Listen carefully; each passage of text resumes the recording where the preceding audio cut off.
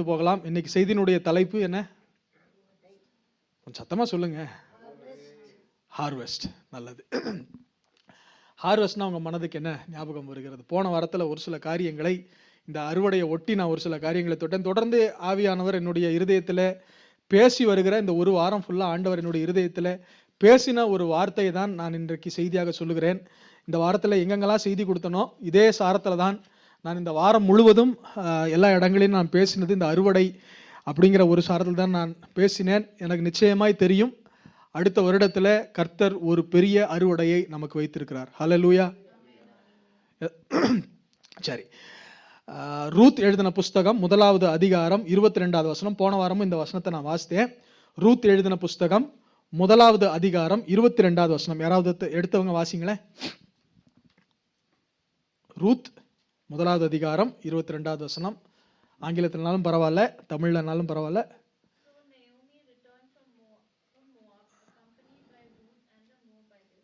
Okay, so Naomi returned from the Moabite along with the Moabitess, her daughter-in-law Ruth, arriving in Bethlehem as the barley harvest was beginning. அப்ப அறுவடை ஆரம்பிக்கும் போது பெத்லகேமுக்கு நாம் திரும்பி வந்து விட வேண்டும். அறுவடை ஆரம்பிக்கும் போது அப்பத்தின் வீடாகிய தேவனுடைய சபைக்கு நாம் திரும்பி வந்து விட வேண்டும் என்கிறதை குறித்து போன வாரத்தில் பேசினேன். எதுவரைக்கும் இந்த அப்பத்தின் வீடுல, எதுவரைக்கும் இந்த வயலிலே தங்கி இருக்க வேண்டும் என்பதற்கு அங்கே ரூத் 2வது அதிகாரம் கடைசி வசனத்திலிருந்து நாம் வாசித்தோம். ரூத் 2வது அதிகாரம் கடைசி வசனம் 2:23. அப்படியே கோதுமை அறுப்பு மட்டும், வார்கோதுமை அறுப்பு மட்டும், அறுப்பும் தீரு மட்டும் அவள் கதிர் பொறுக்கும்படி போவாசினுடைய வேலைக்காரர்களுடைய கூடியிருந்து தன் மாமியினிடத்தில் தங்கினாள் என்று வாசிக்கிறோம். அப்ப எதுவரைக்கும் தன் மாமியினிடத்துல பெத்லகேமில அங்க வயலுக்குள்ளே அவள் இருந்தாள் என்றால், அங்கே வார்கோதுமைக்கும் அங்கே கோதுமையினுடைய அறுப்பும் முடியும் வரை அவள் அங்கே வயலுக்குள்ளே இருந்தாள். அப்ப போன வாரத்தில் சொன்னேன், அறுப்பு என்பது, அறுவடை என்பது தேவன் நம்மை தம்முடைய களஞ்சியமாகிய, தம்முடைய கூடாரமாகிய, தம்முடைய வீட்டில நமக்காக ஏற்படுத்தப்பட்ட கைவேலை அல்லாத அந்த பொன் வீட்டில, அந்த பரலோகத்திலே, அந்த ஹெவன்லி மேன்ஷன்ல நம்ம கொண்டு போய் சேர்க்கிறது தான் அந்த அறுவடை என்று சொன்னேன். அந்த நாள் வரைக்கும் நம்ம எப்படி இருக்கணும்? எங்க இருக்கணும்? வயல்ல இருக்கணும், பெத்லகேமுக்குள்ள இருக்கணும், அப்பத்தின் வீட்டுக்குள்ள இருக்கணும், ஆலயத்துக்குள்ள இருக்கணும். ஆனால் இந்த காரியத்தில் எனக்கு ரொம்ப ஆச்சரியமாய் பட்ட ஒரு வசனம் என்ன அப்படின்னா, அப்படியே கோதுமை அறுப்பும் வார்கோதுமை அறுப்பும் தீரும் மட்டும். மற்ற வேற ஏதாச்சும் கிராப்ஸ் அங்க போட்டிருக்கா? இந்த அதிகாரத்தில் பாருங்க, வேற ஏதாவது கிராப்ஸ் இருக்கா? கோதுமை வார்கோதுமை தவிர வேற எந்த காரியத்தையுமே இங்கே அறுப்பை குறித்து சொல்லும் போது ஆண்டவர் இந்த ரூத் புஸ்தகத்தில் சொல்லவில்லை. ஏன் என்று நான் அப்படியே கொஞ்சம் யோசிக்கும் போது நேரம் என்னுடைய கவனம் எங்க போச்சுன்னா, யாத்ராகமம் புஸ்தகத்துல ஆண்டவர் அங்கே எகிப்து தேசத்தை வாதைகளினாலே அங்கே வாதித்து கொண்டிருந்தார். அப்ப வாதித்து கொண்டிருக்கும் போது 2 கூட்டம் மாத்திரம், 2 கிராப் அல்லது 2 தாவரம் மாத்திரம் அங்கே தப்பித்தது. என்ன அப்படின்னு பாத்தீங்கன்னா, வார்கோதுமையும் கோதுமையும், பார்லி அண்ட் வீட். அப்ப பார்லி அண்ட் வீட் எதற்கு அடையாளம் என்றால், ஒன்று தெரிந்து கொள்ளப்பட்ட, தேவனால் தெரிந்து கொள்ளப்பட்ட இஸ்ரவேல், ஆவிக்குரிய இஸ்ரவேல், மற்றொன்று சபை. அப்ப சபையையும் தேவனால் தெரிந்து கொள்ளப்பட்ட இஸ்ரவேல் தேசத்தையும், அதுக்காக மொத்த இஸ்ரவேல் தேசத்தையும் இல்லை, அதான் பவுல் எழுதும்போது எழுதுறாரு, ஆவிக்குரிய இஸ்ரவேலனே இஸ்ரவேலன் எழுதுகிறார். அப்ப ஆவிக்குரிய இஸ்ரவேலராக இருக்கிற அவர்களும் சபைக்குள்ளே வந்து இயேசு கிறிஸ்துவினுடைய ரத்தத்தை நம்பி விசுவாசித்து விசுவாசத்தினால் மீட்கப்படுகிற சபையும் அங்கே எதற்காக வைக்கப்பட்டிருக்கிறது என்றால் அறுவடைக்காக வைக்கப்பட்டிருக்கிறது. சரி, காரியங்கள் இப்படி இருக்க, இந்த அறுவடை, what is the definition of harvest? அங்க ஸ்பிரிச்சுவல் டெஃபினிஷன் ஆஃப் ஹார்வெஸ்ட், அறுவடை என்றால் என்ன அப்படின்னு வாசிப்போம் என்றால் ஒரு சில வசனங்கள் நான் உங்களுக்கு சொல்லுகிறேன். முதல் காரியம், நான் இப்போ உங்களுக்கு சொன்னது மாதிரி, ஹார்வெஸ்டட் இன்டு ஹெவன், பரலோகத்திற்காக அறுக்கப்பட்டு சேர்க்கப்படுகிறோம். அதற்கு ஆதாரமாக ஒரு வசனத்தை வாசிக்கிறேன். மத்தேயு 3வது அதிகாரம் 12வது வசனத்துல, தூற்று கூடை அவரது கையில் இருக்கிறது, அவர் தமது களத்தை நன்றாய் விலக்கி தமது கோதுமையை களஞ்சியத்தில் சேர்ப்பார், பதரையோ அவியாத அக்கினியினால் சுட்டரிப்பார். அப்ப அவருடைய களத்தில், அவருடைய வயலில் என்ன இருக்கிறது என்றால் கோதுமையும் இருக்கிறது, பதரும் இருக்கிறது. நான் இன்னைக்கு இந்த மாலை வேளையில சொல்லுகிறேன், சபைக்குள்ள நீங்க எல்லாரும் வந்துட்டனாலேயே நம்ம எல்லாரும் நிச்சயமா பரலோகத்துக்கு போவோம்னு நினைச்சிடாதீங்க. சபைக்குள்ள கோதுமையும் இருக்கு, பதரும் இருக்கு. கோதுமையா ஆண்டவர் நம்மை மாற்றும்படி கர்த்தர் சித்தம் கொண்டிருக்கிறார். அப்ப கோதுமையா நம்ம இருப்போம் என்றால் நம்மை நன்றாக விலைக்கு பார்க்கிறாரு ஆண்டவர். சும்மா 4 பேர் அப்படி பிடிச்சிட்டு போறது இல்ல. நன்றாக இங்கிலீஷ்ல வாசிக்கும் போது he thoroughly purged his floor and gather wheat into his garner. அதாவது அவருடைய வீட்டில், களஞ்சியத்தில், பண்டகசாலையில அங்கே கோதுமைகளை சேர்க்கிறார். அப்ப சேர்க்கிறது, இப்ப நம்முடைய பண்டகசாலையிலே அறுத்து சேர்க்கிற ஒரு காரியத்தை தான் இந்த ஹார்வெஸ்ட் அப்படிங்கிறதுக்கு முதல் டெஃபினிஷன்.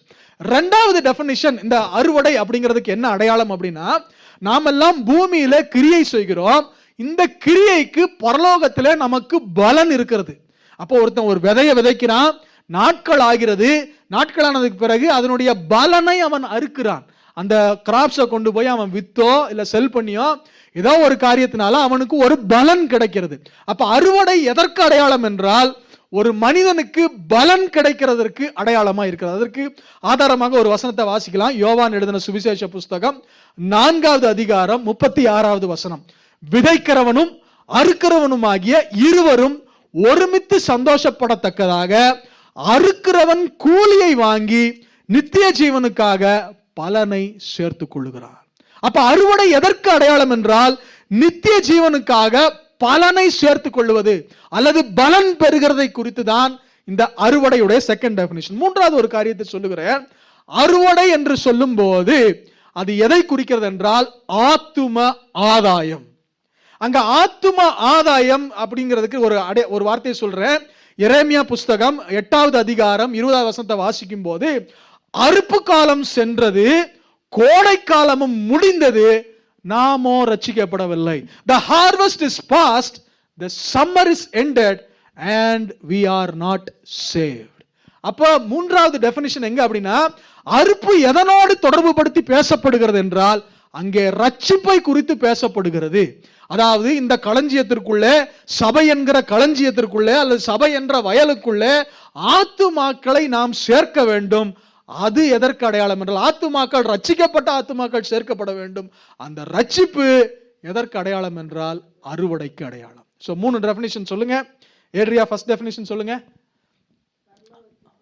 harvested into heaven. அடுத்து ஏடன் செகண்ட் டெஃபினிஷன் சொல்லுங்க. சொல்லு, ரிவார்ட்ஸ் சொல்லு. நானா சொல்லிட்டேன், சொல்லு ரிவார்ட்ஸ். மூணாவது டெஃபினிஷன் சுகின் நீங்க சொல்லுங்க. ஓகே, கேட்ட 3 பேருமே ஏதோ யோசனையால் இருந்தா எனக்கு இப்ப யோசனை வருது, ஐயோ நம்ம பிரசங்கம் பண்றோமா இல்ல வேற ஏதாவது பண்ணிட்டு இருக்கோமா, கொஞ்சம் கவனிங்க. ஓகேவா? அடுத்து ரெண்டாவது காரியம், ஒன்னு த டெஃபினிஷன் ஆஃப் ஹார்வெஸ்ட். அது அறுவடையினுடைய ஒரு என்ன சொல்றது, தமிழ்ல கரெக்டான வார்த்தை ஆவிக்குரிய அர்த்தம். அறுவடையினுடைய அர்த்தம் என்ன அப்படின்னு பார்த்தோம். ரெண்டாவது காரியம் அறுவடையினுடைய முக்கியத்துவம்.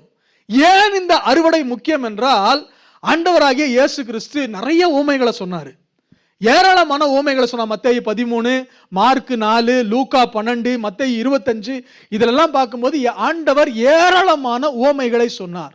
அந்த ஊமைகளில் எல்லாம் ஆண்டவர் எதை திரும்ப திரும்ப வலியுறுத்தினார் அப்படின்னா, விதைக்கிறவன் ஒருவன் போனான், அவன் விதைச்சான், பரலோக ராஜ்யம் சொன்ன எல்லா இதையும் எடுத்து பாருங்க. பரலோக ராஜ்யம் ஒரு கடுகு விதைக்கு ஒப்பாய் இருக்கிறது. அதில் விதைக்கப்பட்டு ஒரு விருட்சமாயி அநேக பறவைகள் வந்து அங்க உட்கார்ந்துச்சு. அப்ப எதை ஆண்டவர் அங்க பண்ணாரு, விளைந்த அந்த விசுவாசம் பலன், அதை குறித்து அங்க சொன்னாரு. அடுத்து விதைக்கிறவனுடைய ஒரு ஓமை போச்சு. அங்க ஆண்டவர் என்ன சொன்னாரு, he was talking again about harvest. அடுத்து பரலோக ராஜ்யத்தில் ஆண்டவர் திரும்பி வர்றதை குறித்து சொல்லும் போதும் அகைன் ஓமையா எதை குறித்து சொன்னார் என்றால், விதைக்கிறவர்கள் அங்கே ஆண்டவருடைய ஊழியக்காரங்க, அங்கே விளைகிறது கோதுமை, நல்ல கோதுமை எல்லாம் விசுவாசிகள், அங்கே அறுக்கிறவர்கள் தேவதூதர் என்று சொல்லி எகைன் ஹார்வெஸ்ட பத்தி அங்க சொல்லப்பட்டது. அப்ப ஆண்டவராகிய இயேசு கிறிஸ்து தம்முடைய எல்லா பேரபிள்ஸ்லயும், தன்னுடைய எல்லா உவமைகளிலும் கர்த்தர் எதை ரொம்ப எம்பசைஸ் பண்ணார்னா இந்த அறுவடையை எம்பசைஸ் பண்ணாரு. அப்ப அறுவடைனா என்ன, 3 காரியங்கள் சொன்னேன். 1 நாம் பரலோகத்துல சேருவது, 2 பரலோகத்துல எனக்கு கிடைக்கிற பலன், 3 நான் அறுவடை செய்து கொண்டு சபையிலே சேர்க்கிறது. இந்த மூன்று காரியங்களையுமே ஆண்டவர் தம்முடைய உவமைகளினால ஆண்டவர் சொன்னார். இது ஒரு காரியம். ரெண்டாவது சிக்னிபிகன்ஸ் என்ன அப்படின்னா, ரெண்டாவது ஏன் இது முக்கியத்துவம் சொல்றேன் அப்படின்னா, இஸ்ரவேல் ஜனங்களுக்கு 7 பண்டிகைகள் இருந்தது. எத்தனை பண்டிகை இருந்துச்சு? 7 பண்டிகை இருந்தது. ஆனால் இந்த 7 பண்டிகையும் எதனோட தொடர்பாய் இருந்தது என்றால் அறுவடையோட தொடர்பு இருந்தது. அதுக்கு தான் வசனம் இருக்கு. யாத்ராகம புஸ்தகம் 23வது அதிகாரம் 16வது வசனத்தை வாசிக்கும் போது, எக்ஸோடஸ் சாப்டர் 23 and verse 16, நீ வயலிலே விதைத்த உன் பயிர் வேலைகளின் முதற் பலனை செலுத்துகிற அறுப்பு கால பண்டிகையும், வருஷம் முடிவில் நீர் வயலிலே உன் வேலைகளின் பலனை சேர்த்து தீரும் போது சேர்ப்பு கால பண்டிகையையும் ஆசரிப்பாயாக. அப்ப வயல்ல அறுக்கிறதும் அறுத்ததை சேர்க்கிறதும் அவங்களுக்கு என்னவா இருந்துச்சு? பண்டிகையா இருந்துச்சு. Whenever God speaks something in the Old Testament, it has a shadow in the New Testament. அதாவது புதிய ஏற்பாட்டில் நிஜமாய் நடப்பதற்கு ஒரு நிழலோட்டமாய் தான் பழைய ஏற்பாடு நடந்துச்சு. அதனால தான் ஆண்டவர் அங்கே பண்டிகைகளின் மூலமாக அங்கே ஆண்டவர் அறுவடையை குறித்து அங்கே பேசியிருந்தார். இங்கே ஓமைகளின் மூலமாக புதிய ஏற்பாட்டில் ஆண்டவர் அறுவடையை குறித்து பேசினார். இன்னும் ஒரு சில வசனங்களை வாசிக்கும் போது, யாத்ராகமம் 34வது அதிகாரம் 22வது வசனத்தில் வாசிக்கும் போது, exodus chapter 33 and verse 22, and thou shalt observe the feast of weeks of the first fruit of wheat harvest and of the feast of gathering at the year's end. கோதுமை அறுப்பின் முதற் பலனை செலுத்தும் 7 வாரங்களின் பண்டிகையும் வருஷம் முடிவில் சேர்ப்பு கால பண்டிகையையும் ஆசரிப்பாயாக. அப்ப அறுவடை என்பது புதிய ஏற்பாட்டில் ஓமைகளில் மாத்திரமல்ல, ஆனால் பழைய ஏற்பாட்டில அங்கே பண்டிகைகளின் மூலமாக ஆண்டவர் அதை விசேஷித்தமாய் வைத்திருந்தார். மூன்றாவது ஒரு காரியம் சொல்றேன். மத்தேயு 9வது அதிகாரம் 37, 38. யாராவது எடுத்தவங்க தமிழ்ல கொஞ்சம் சத்தமா வாசிங்களேன். மத்தேயு இல்ல ஆண்டி 37 இருந்தே வாசித்துருவோம். 38 மட்டும் தான் போட்டிருக்கேன். 37 இருந்து வாசித்துருவோம். மத்தேயு 9, 37, 38. தம்முடைய சீஷர்களை நோக்கி, அறுப்பு மிகுதி, வேலையாட்களோ கொஞ்சம், ஆதலால் அறுப்புக்கு எஜமான் தமது அறுப்புக்கு வேலையாட்களை அனுப்பும்படி அவரை வேண்டிக் கொள்ளுங்கள் என்றார். அப்போ வேலையாட்கள் எதற்காக ஜெபிக்க வேண்டும் என்று சொல்லுகிறார். இன்னொரு ஒரு முக்கியமான சாரத்தை அங்க சொல்றார். என்ன அப்படின்னா, he calls himself by a name. ஆண்டவர் தன்னையே அங்கே ஒரு பெயரை சொல்லி அழைக்கிறார். என்ன பெயர் அப்படின்னா, அறுப்புக்கு நீங்க சொல்ற வரைக்கும் நான் போக மாட்டேன். அறுப்புக்கு எஜமான். he is the lord of harvest. அப்போ அறுவடை ஏன் முக்கியம் என்றால், அவர் அறுவடையின் தேவன்.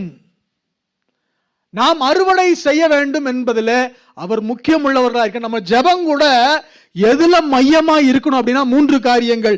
நான் பரலோகம் சேர்க்கப்படுவதில் மையம் இருக்க வேண்டும், நான் பரலோகத்தில் பலன் பெறுகிறதுல மையம் இருக்க வேண்டும், நான் ஆத்துமாக்களை அறுவடை செய்யறதுல எனக்கு பலன் மையம் கொண்டிருக்க வேண்டும்.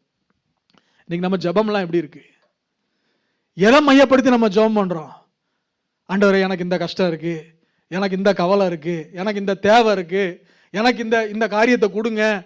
இது இல்லைங்க ஜெபம். ஆண்டவர் அதுக்காக ஜெபம் பண்ணாம இருக்காதீங்க, அதுக்கெல்லாம் ஜெபம் பண்ணுங்க. ஆனால் the priority goes, எதற்காக நாம் அதிகம் ஜெபிக்க வேண்டும் என்றால், ஆண்டவரே அறுவடைக்கு ஆளை கொடுங்க. இந்த நயகரா பட்டணத்துல இன்னும் ஆண்டவரே ட்ரக்லையும் இன்னும் பல காரியங்கள்ல சிக்கி ஆத்துமாக்கள் இருக்கிறாங்களே.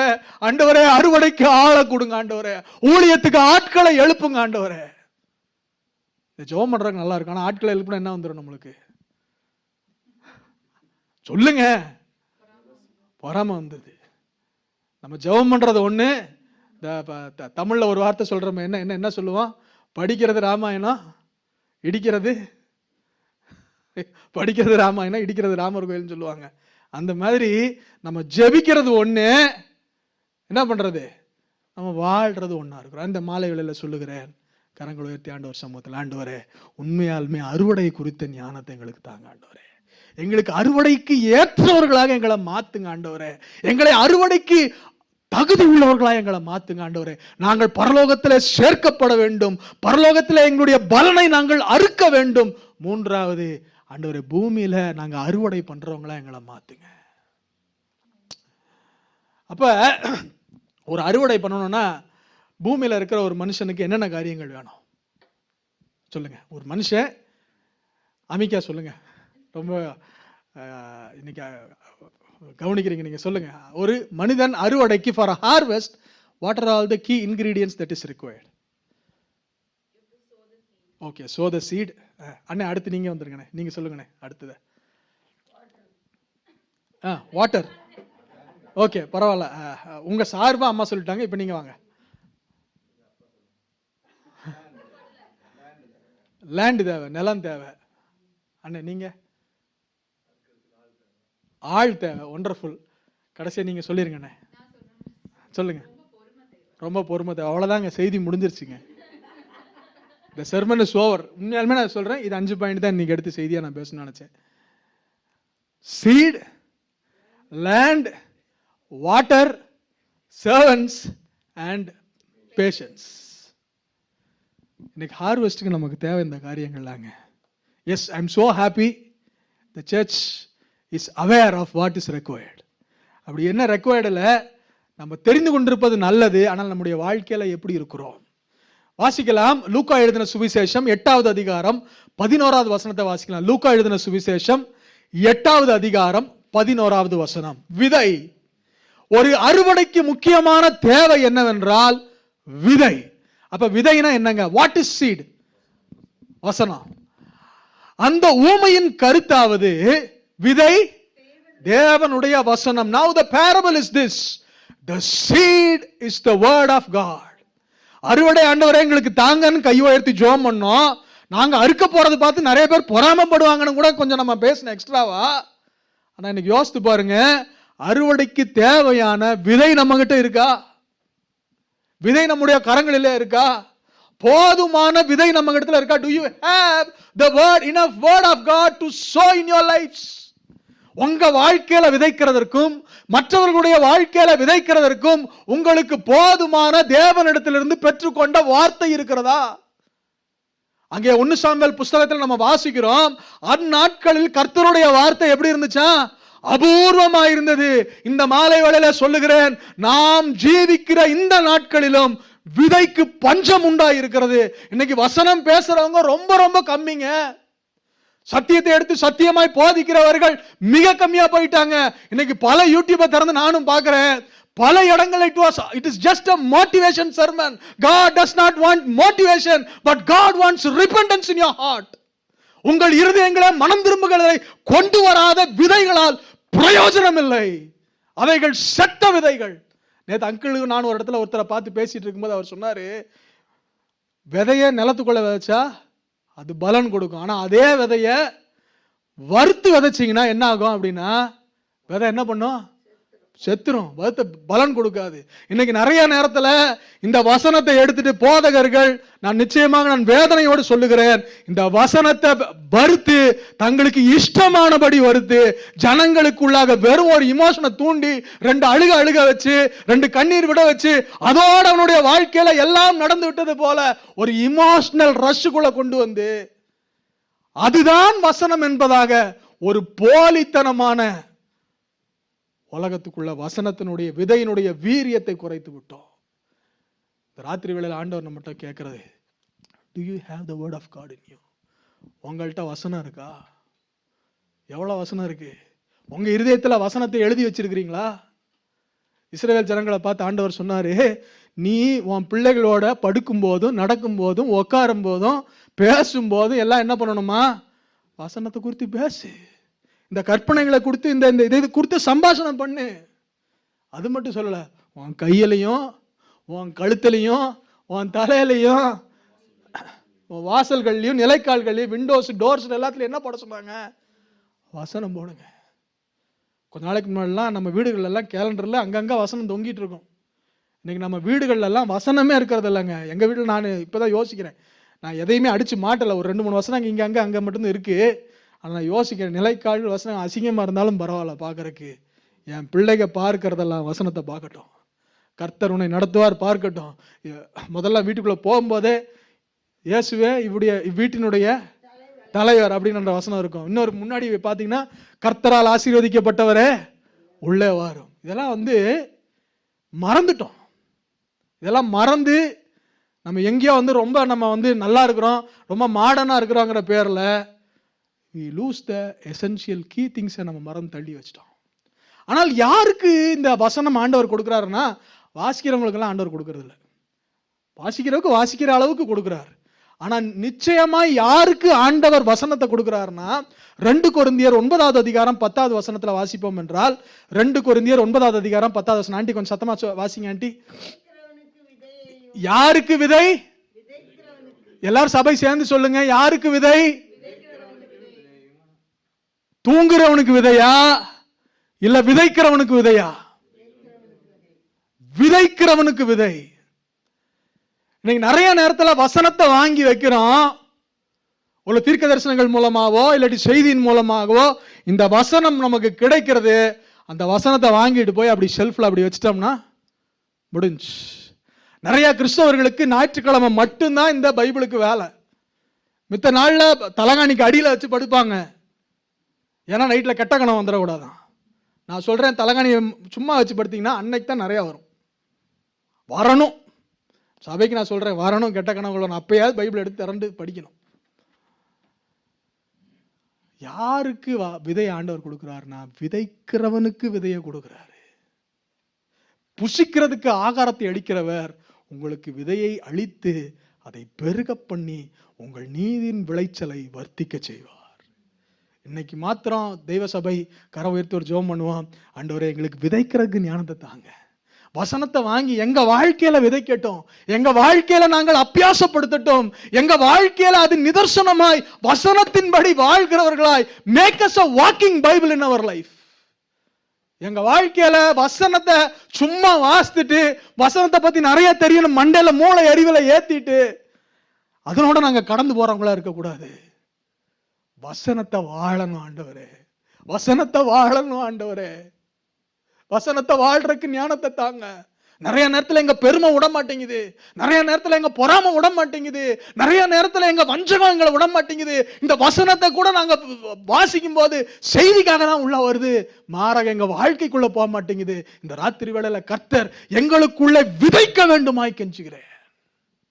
எங்களுக்குள்ள விதைங்க ஆண்டவரே, விதைக்க ஞானத்தை கொடுங்க ஆண்டவரே. விதைக்கிறவனுக்கு விதை.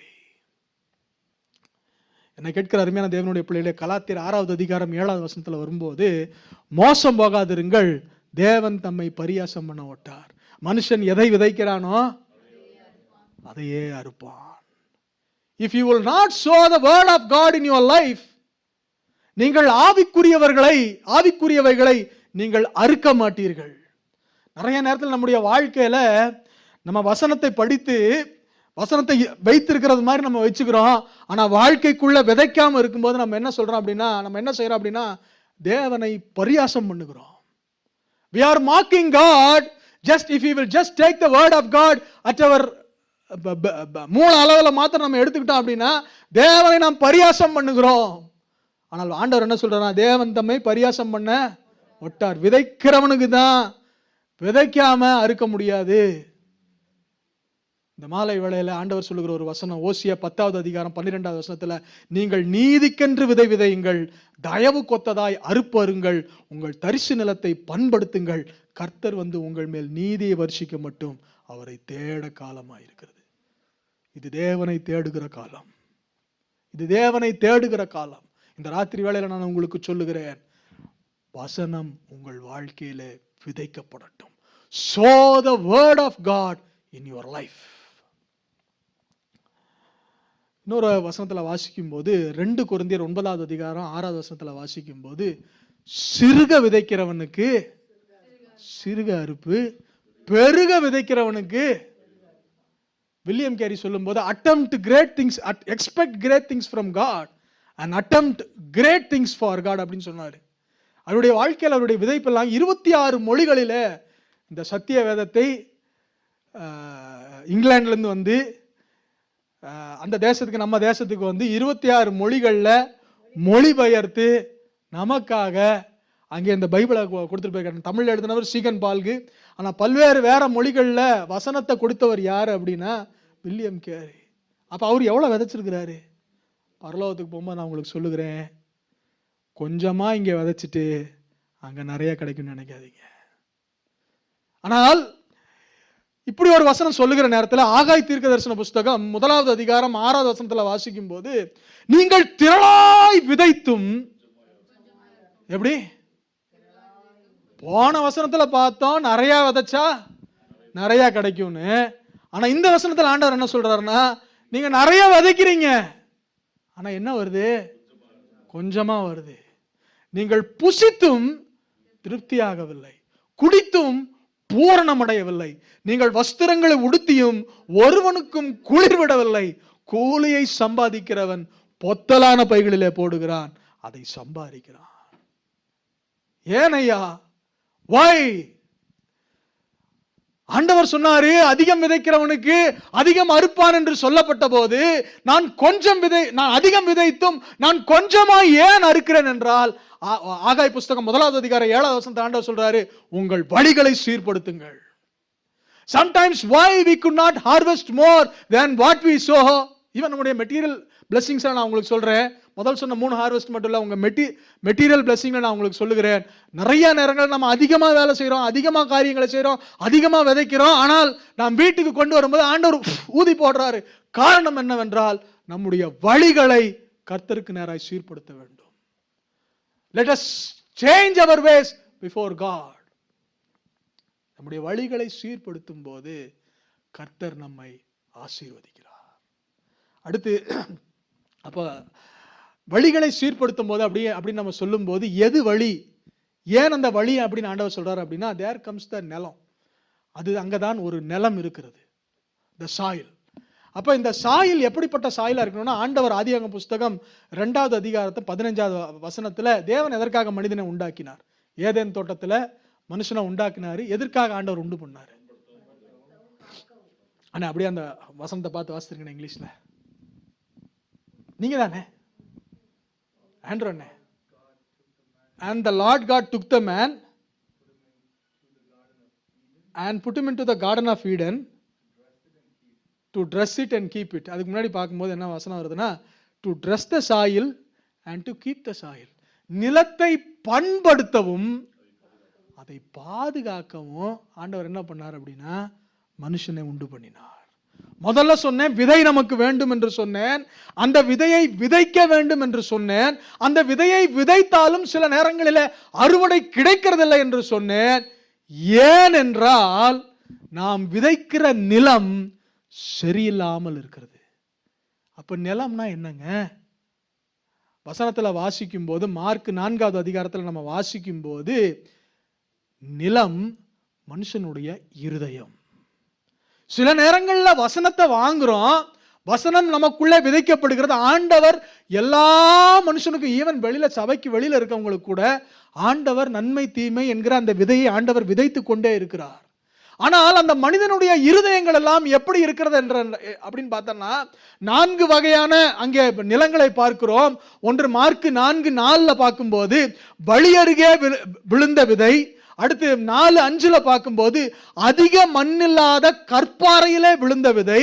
அடுத்து 3வது விதை 4:7 பார்க்கும்போது அங்கே முள்ளுள்ள இடங்களிலே விழுந்த விதை. 8வது வசனத்துல வாசிக்கும் போது நல்ல நிலத்துல விழுந்த விதை. அப்ப நம்முடைய நிலங்கள் நம்முடைய இருதயத்தை குறிக்கிறது. ஆண்டவர் மனிதனை ஏற்படுத்தினது எதற்காகவென்றால், to dress it and to keep it. அந்த நிலத்தை பண்படுத்தவும் அதை பாதுகாக்கவும் தேவன் நம்மை படைத்தார். நம்முடைய இருதயத்தை பண்படுத்தி பாதுகாக்க ஆண்டவர் படைத்தார். அப்ப பண்படுத்தி பாதுகாக்கும் போது நம்முடைய இருதயம் எப்படிப்பட்ட இருதயமா இருக்கு? வழி அருகே இருக்கிற நிலமா இருக்கா? வழி அருகே இருக்கிற நிலம் அப்படின்னா, வசனம் இருக்கும், வசனத்துக்கு பக்கத்துல எங்கேயோ இருக்கும், வசனத்துக்கு உள்ள இருக்க, வசனத்தை உள்வாங்கிற நிலம் இல்ல, வசனத்துக்கு பக்கத்துல இருக்கும். வழி அருகே போறவன் எச்சி துப்பிட்டு போவான். போறவன் நிறுத்தி, நம்ம ஊர்ல அவசரமா அர்ஜென்டா டாய்லெட் வந்து என்ன பண்ணுவான்? ஓரமா நிறுத்தி வழி அருகே யூரின் பாஸ் பண்ணுவான். நம்முடைய நிலங்கள் மனிதர்கள் நம்மை அப்படியே கடத்திட்டு போறதுக்கும், மனிதர்கள் வேஸ்டா யூஸ் பண்றதுக்கும், யாரோ வீட்டு புறணைய நம்ம காதுல வந்து போடுறதுக்கும் நம்ம நிலங்கள் ஏற்றதா இருக்கக்கூடாது. நம்முடைய நிலங்கள் தேவனுடைய வசனத்தை வாங்குற நிலமா இருக்கணும். வழி அருகே இருக்கிற அந்த நிலத்துல வசனம் போடப்பட்டுச்சு, ஆனால் உடனே என்ன வரும்னா ஆகாயத்து பட்சிகள் வந்து அதை சாப்பிட்ரும். ஏன்னா அது பாதுகாப்பற்ற நிலம். there is no scarecrow to scare the ravens of the air. அதை தடுக்கிறதுக்கு வழி இல்லை, ஒரு அதை பாதுகாக்கிறதுக்கான வழி இல்லை. அதனால உள்ள பூந்துருது. அங்க ஜபம் இல்லை, பைபிள் வாசிப்பு இல்லை, சபை கூடி வருது இல்லை, குடும்ப ஜபம் இல்லை, எதுவுமே இல்லை. அதனுடைய விளைவு சர்ச்சில் கேட்கும்போது நல்லா இருக்கும், வெளியில போகும்போதே பிசாசு வந்து தூக்கிட்டு போயிடுறான். ரெண்டாவது நிலம், அது எப்படிப்பட்ட நிலம்னா கற்பாறையான நிலம். அது மேலே ஆண்டவர் போடுறாரு. ஆண்டவருடைய கிருபை பாருங்க, நான் எப்படிப்பட்டவனா இருந்தாலும் என் மேல ஆண்டவர் என்ன போடுறாரு, விதைய போட்டுட்டே இருக்காரு. நிறைய நேரத்துல நான் வழி அருகே இருக்கிற நிலமா இருக்கிறேன், நிறைய நேரத்துல நான் கற்பாறை நிலமா இருக்கிறேன். But the grace of God is so wonderful. என் மேல திரும்பவும் திரும்பவும் திரும்பவும் அவர் விதையை போட்டு கொண்டே இருக்கிறார். அவர் நல்லவர். அப்போ கற்பாறை நிலம் எப்படி அப்படின்னா, அது வேர் இல்லாதது. உள்ள போட்ட உடனே முளைக்கும், தண்ணி பட்ட உடனே முளைக்கும். முளைச்சு கொஞ்சம் மேலே வந்த உடனே கீழே வேர் போறதுக்கு வழி இல்லை. கேட்கும் போது பரவசமாய் கண்ணீர் விட்டு அல்லேலூயா ஆமென் என்று ஒரு சில கூட்டம் சொல்லும். ஆனால் அந்த கூட்டத்திற்குள்ளே வேர் இல்லாதபடினால் உள்ள போக மாட்டேங்குது. It doesn't go deep. தனிப்பட்ட ஜெபம் வேண்டாம், தனிப்பட்ட வேத வாசிப்பு எனக்கு வேண்டாம், எனக்கு நான் இருக்கிற அளவுல போதும். அது கற்பாறை நிலம். மூன்றாவது நிலம், முக்காவாசி நம்ம எல்லாம் நிறைய நேரத்தில் இந்த கேட்டகரிக்குள்ள தான் வந்துடுறோம். சில விதை முள்ளுள்ள இடங்களில் விழுந்தது, முள் வளர்ந்தது, அதன் பலன் கொடாதபடிக்கு அதை என்ன பண்ணுச்சா, நெருக்கி போட்டுச்சு. விதை வளர்ந்துச்சா, விதை வளர்ந்துச்சு, கூடவே என்ன வளர்ந்துச்சு, முள்ளும் வளர்ந்துச்சு. இன்னைக்கு நிறைய நேரத்தில் நம்ம இந்த கேட்டகரியில் தாங்க இருக்கோம். நம்ம வசனத்துல வளரணும்னு நம்ம வளர்றோம், வசனத்துல கூடவே என்னத்தையும் சேர்த்துட்டு வரோம். அப்படின்னா உலகத்தினுடைய கவலை, நான் என்னத்தை குடிப்பேன், நான் என்னத்தை சாப்பிடுவேன், நான் எப்படி தூங்குவேன், என்னை யார் பார்த்துக்குவா, எனக்கு என்ன, எப்படி என் பிள்ளைகளை யார் பார்த்துக்குவா. கூடவே இச்சை, மாம்சத்தின் இச்சை, கண்களின் இச்சை, ஜீவனத்தின் பெருமை, ஐஸ்வர்ய மயக்கம், இதெல்லாம் வந்து நம்மளை என்ன பண்ணுது அப்படின்னா, வளர்றோம். ஆனால் என்ன பண்ணுது, ஏன்னா எனக்கு ஊத்துற தண்ணிலாம், இங்கே சபையில் ஊத்துற தண்ணிலாம் நிறைய நேரத்துல எங்கே எப்படி போகுதுன்னு தெரியுங்களா? இந்த வார்த்தை வாசிக்கும் போது நான் உங்களுக்கு சொல்லுகிறேன். அந்த செடிக்கு தண்ணி ஊற்றப்படுது, ஆண்டவர் மழையை பொழிய பண்ணுகிறார். ஆனால் அதெல்லாம் எது சாப்பிட்டுருதான், முள்ளு சாப்பிட்ருது. இன்னைக்கு ஒரு சில நேரத்துக்கு வாக்கு தத்தங்கள் கொடுத்தா கூட, சபையில் வாக்கு தத்தங்கள் கொடுத்தா கூட அதெல்லாம் எது சாப்பிட்ருதுன்னா, ஆண்டவர் உங்களை நிச்சயமே ஆசீர்வதித்து உங்களை பெருகவே பெருக பண்ணுவார் அப்படின்னா ஆவிக்குரிய வளர்ச்சிக்கு அது வரதில்லை. மாறாக எது சாப்பிட்ருது அப்படின்னா, அப்பாடா அடுத்த வருஷம் நம்மளுக்கு நல்ல ஒரு இன்க்ரிமெண்ட் இருக்க போகுது. நான் சொல்லுகிறேன், முட்கள் வளர்ந்து விடக்கூடாது. முட்கள் ஆண்டவர் வச்சிருக்கிறாரு. இந்த வயல்ல அறுப்பு இருக்கிற வரைக்கும் முட்கள் இருக்குது. நான் சொல்லுகிறேன், இந்த மாலை வேளையில சொல்லுகிறேன், நம்முடைய செடி தான் வளரணுமே தவிர கூட இருக்கிற கவலைகளும் கஷ்டங்களும் வளரக்கூடாது. கான்சியஸா இந்த மாலை வேளை சொல்லுகிறேன், ஒரு சில கவலையை கட் பண்ணி தூக்கி போடணும். ஒரு சில மனிதர்களுடைய பேச்சு சகவாசத்தை ஒரு சில நேரத்துக்கு நான் சொல்றேன், கான்சியஸா கட் பண்ணுங்க. சிலர்கிட்ட பேசினா மனம் மடிவாகி திரும்பவும் திரும்பவும் பிரச்சனைக்குள்ள போயிட்டே இருக்கிறவனா கான்சியஸா கட் பண்ணுங்க. எங்க அம்மாட்ட அடிக்கடி நான் சொல்லுகிறது உண்டு, அம்மா போனை ரொம்ப நேரம் பேசாதம்மா. ஏன் அப்படின்னா, எங்கேயோ யாரோ பேசினதை மண்டைக்குள்ள போட்டுட்டு குழப்பிக்கிட்டு கிடப்பாங்க. அம்மா அப்படி சொன்னாங்களா, அவங்க எப்படி சொன்னாங்க, சொல்றவங்க சொல்லிட்டு போட்டுமா, இப்ப பேசுறதுக்கு நேரம் இல்லை, அதை வச்சிருவோம்.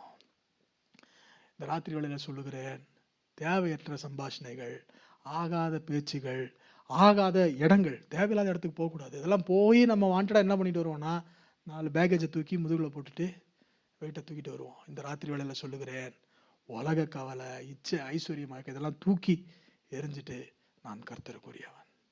அப்படி தூக்கி எறிகிற நிலத்திலேயே ஆண்டவர் விதை போடுறாரு. அது எப்படி வளருதுன்னா, ஒன்று 30 வளருது, ஒன்று 60 வளருது, ஒன்று 100 பலன் கொடுக்குது. இந்த ராத்திரி வேளையில சபைக்கு நான் மனதார சபையை ஆசீர்வதிக்கிறேன். எல்லாரும் கரங்களை உயர்த்தி ஆண்டவர்கிட்ட சொல்லுங்க, ஆண்டவரே எங்களை 30 வளருங்க, எங்களை 60 வளர பண்ணுங்க, எங்களை 100 வளர பண்ணுங்க. திரும்ப சொல்லுங்க எல்லாரும், எங்களை 30 வளர பண்ணுங்க, எங்களுக்கு 60 வளர பண்ணுங்க, எங்களை 100 வளர பண்ணுங்க.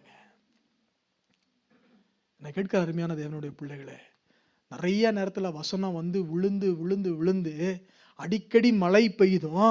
அந்த ஒரு சில நிலமெல்லாம் என்ன பண்ணுதான், நிறைய இந்த முள்ளுக்கு சப்ளை கொடுத்து போற ஜனம் எப்படிப்பட்ட ஜனம் அப்படின்னு, எப்படிப்பட்ட வசனம் அப்படின்னு பார்த்தீங்கன்னா, எப்படி எனில் தன்மேல் அடிக்கடி பெய்கிற மழையை குடித்து தன்னிடத்தில் பயிர்களுக்கு ஏற்ற பயிரை முளைப்பிக்கும் நிலமானது தேவனால் ஆசீர்வாதம் பெறும்.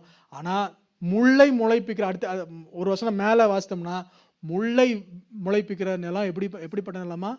சபிக்கப்பட்டது. God will curse us at a point. ஆண்டவர் நம்மளுக்கு இன்னைக்கு கிருபை நாட்களை வச்சிருக்கிறார். ஆனா ஒரு பாயிண்ட் வரும்போது, ஒரு நேரம் வரும்போது ஆண்டவர் நம்ம கேர்ஸ் பண்ணிடுறாரு. இந்த மாலை வேளையில உங்களுக்கு சொல்லுகிறேன், வசனத்துல மழை வரும்போது அதை வாங்கி வாங்கி நம்முடைய ஆவிக்குரிய வாழ்க்கை வளர வேண்டும். கடைசியாக மழையை குறித்து சொல்லுகிறேன். மழை என்று சொல்லும்போது நிச்சயமா விதையை பத்தி பேசினேன், நிலத்தை பத்தி பேசினேன். மழை என்று சொல்லும்போது யார் அந்த மழை அப்படின்னு வாசிக்கும்போது சங்கீதம் 72வது அதிகாரம் 6வது வசனத்துல வாசிக்கிறோம். புல்லறுப்புண்ட வெளியின் மேல் பெய்யும் மழையை போலவும் பூமியை நனைக்கும் தூறலை போலவும் அவர் இறங்குவார். It is the spirit of God, Holy Spirit. அவர் எப்படி இறங்குவார் அப்படின்னா, புல் அறுப்புண்ட வெளியின் மேல். புல் அறுப்புண்ட வெளி அப்படின்னா, நீங்கள் இந்த கிராஸ் எல்லாம் கட் பண்ணதுக்கப்புறம் நீங்கள் நல்லா பார்த்தீங்கன்னா, திரும்ப நான் ஃபஸ்ட் டைம் இங்கே வரும்போது இந்த வின்டர் முடிஞ்சு பார்த்தீங்கன்னா எல்லாம் அப்படியே ஒரு மாதிரி ஒரு ப்ரௌன் ஆயிரும். நான் இப்போ யோசிப்பேன், திரும்ப இதெல்லாம் முளைக்குமா, இதோடு இப்படியே பயிருமா அப்படின்னு யோசிப்பேன். ஆனால் அந்த சம்மர் வரும்போது திரும்ப என்ன ஆகும், அழகாக அந்த ஸ்ப்ரிங் டைமில் ஒரு மழை வருங்க. அந்த ஏப்ரல் மாதத்தை ஒட்டி அந்த மழை வந்துச்சுன்னா அடுத்து என்ன பண்ண ஆரம்பிக்கும், பட்டு போய் ஒன்றுமில்லாமல் இருக்கும். அது அப்படியே திரும்ப அங்கே அப்படியே முளைக்க ஆரம்பிக்கும். இந்த மாலை வேளையில் நான் உங்களுக்கு சொல்லுகிறேன், புல் அறுப்புண்ட வெளியின் மேல் பெய்யும் மழையை போல தேவன் நம்ம மேலே இறங்குவாராக. கர்த்தர் தம்முடைய மழையை நமக்கு அனுப்புவாராக. ஓசியா 6வது அதிகாரம் 3வது வசனத்தில் வாசிக்கும் போது, அப்பொழுது நாம் அறிவடைந்து கர்த்தரை அறியும்படி தொடர்ந்து போவோம். அவருடைய புறப்படுதல் அருணோதயம் போல ஆயத்தமாயிருக்கிறது. அவர் மலையை போலவும் பூமியின் மேல் பெய்யும் முன்மாறி பின்மாரியை போலவும் நம்மிடத்துல வருவார். Rain refers to the spirit of God. அப்போ இந்த ரெயின் வர்றதுக்கு நான் ஒன்றுமே பண்ண முடியாது. எப்படி வரும் மழை வர்றதுக்கு நம்மளால எதாவது பண்ண முடியுமா? Can we do something? ஒன்றுமே நம்ம பண்ண முடியாது. அப்போ ரெயின் எப்போ வரும் அப்படின்னா, ஆண்டவர் அனுப்பும்போது அனுப்புவார். ரிவைவல் எப்போங்க வரும்? when God sends he will do. ஆனால் நம்ம ஒன்று செய்யலாம். என்ன செய்யலாம்னா, சகரியா 10வது அதிகாரம் 1வது வசனத்தில் வாசிக்கும் போது, பின் மாரி காலத்து மழையை கர்த்தரிடத்தில் வேண்டிக் கொள்ளுங்கள். அப்பொழுது கர்த்தர் மின்னல்களை உண்டாக்கி வயல்வெளியில் அவருக்கு பயிர் உண்டாக அவர்களுக்கு மழையை கட்டளையிடுவார். இந்த ராத்திரி வேளையில ஒரு வாக்குத்தத்த வசனமாக சபைக்கு நான் சொல்லுகிறேன், பின்மாரி காலத்து மழையை கர்த்தரிடத்தில் வேண்டிக் கொள்ளுங்கள். இந்த வருஷத்தினுடைய கடைசியில வந்திருக்கிறோம், இந்த வருஷத்தினுடைய பின் நாட்கள்ல வந்திருக்கிறோம். இந்த நாட்கள்ல கர்த்தர் ஒரு மழையை பெய்ய பண்ணுவார். நீங்கள் வேண்டிக் கொள்வீர்கள் என்றால் கர்த்தர் மின்னல்களை உண்டாக்குவார். கர்த்தர் அவரவருடைய வயல்களில கர்த்தர் பயிரை உண்டு பண்ணுவார்.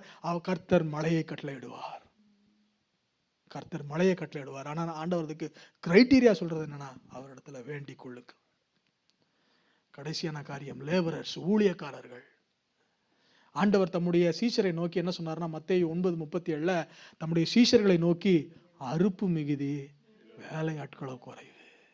அன்னைக்கு சொல்றேன் சுகின், உங்களுக்கு சொல்றேன் சுகின், இன்ஃபோசிஸ்ல வேலை இல்லாமா, டிசிஎஸ்ல எனக்கு வேலை இல்லாமா, நாளைக்கு அமிக்கா உங்களுக்கு இப்போ பேஷண்ட்டே வராமல் போகலாம். வரக்கூடாது அப்படி நான் சொல்லலை, ஜஸ்ட் லிங்க், பட் அண்டர்ஸ்டாண்ட், வராமல் போகலாம். ஆனால் ஒரு இடத்துல நம்ம எல்லாத்துக்கும் வேலை இருக்குங்க. தேவனுடைய தோட்டத்தில் நமக்கு எல்லாத்துக்கும் வேலை இருக்குது. நம்மகிட்ட திறமை இல்லாமல் இருக்கலாங்க, நம்மளுக்கு பைபிளை சரியாக கூட வாசிக்க தெரியாமல் இருக்கலாம், நம்மளால் பாட்டு பாட முடியாமல் இருக்கலாம், கீபோர்டு போட முடியாமல் இருக்கலாம். ஆனால் இந்த தேவனுடைய தோட்டத்தில் வேலை உண்டு. என்ன இடன்? You have work in the house of God. தேவனுடைய வேலையில, தேவனுடைய தோட்டத்தில் நமக்கு வேலை உண்டு. அப்போ ஆண்டவர் சொல்லும்போது எப்படிப்பட்ட வேலைக்காரர்களை குறித்து அங்கே வசனத்தில் வாசிக்கிறோம். எப்படிப்பட்ட வேலைக்காரராக நம்ம இருக்கணும் அப்படின்னா, மத்தேயு 25:23 அவனுடைய எஜமான் அவனை நோக்கி, நல்லது உத்தமமும் உண்மையுமுள்ள ஊழியக்காரனே, கொஞ்சத்தில் உண்மையாக இருந்தாய். அப்போ ஊழியக்காரன் எப்படி இருக்கணும்னா, கொஞ்சமாக இருந்தாலும் உண்மையாக இருக்கணும். இந்த சபையில் ஒரு 4-5 குடும்பம் தான் இருக்குங்க. ஆண்டவர் என்ன எப்படி எதிர்பார்ப்பாரு? உண்மையாக இருக்கணும். இந்த ஆத்துமாக்களுக்காக கண்ணீர் விடணும். இந்த ஆத்துமாக்களுக்காக தேவ சமூகத்தில் காத்திருக்கணும்.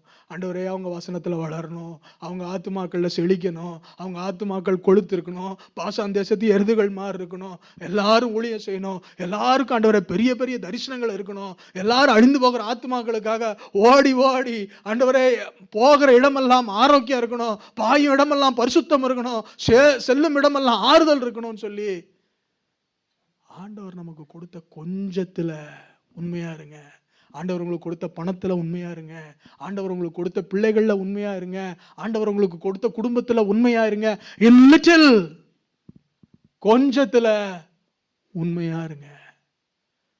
மற்றவங்க பார்வையில அது ஒண்ணுமே இல்லாம இருக்கலாம், ஆனா அந்த கொஞ்சத்தை கொண்டுதான் கர்த்தர் பெரிய காரியங்களை செய்ய முடியும். ஒரு கைப்பிடி மாவு தாங்க, அந்த மாவு தான் அவளுடைய வாழ்க்கையில என்னாலும் மாவு தீராதபடிக்கு அவளுக்கு ஆசீர்வாதம் கொண்டு வந்தது.